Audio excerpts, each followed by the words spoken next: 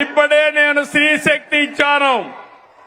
ఈ రోజు మీ అందరికీ హామీ ఇస్తున్నా, దసరా రోజున ఆటో డ్రైవర్లందరికీ వాహన మిత్ర కింద 15,000 రూపాయలు ఆర్థిక సహాయం చేస్తామని అనౌన్స్ చేస్తున్నాను. హ్యాపీనా? సంతోషమా అని అడుగుతున్నా. ఎన్నికల్లో చెప్పాం, ఎన్ని కష్టాలున్నా చేస్తాం. వాహన మిత్ర కింద సంవత్సరానికి ఆటో డ్రైవర్లకి 15,000 ఇస్తామని మీ అందరికీ హామీ ఇస్తున్నా. ఇది మంచి కార్యక్రమం అనుకుంటే గట్టిగా చప్పట్లు కూడా చెప్పండి, మంచి కార్యక్రమం అని.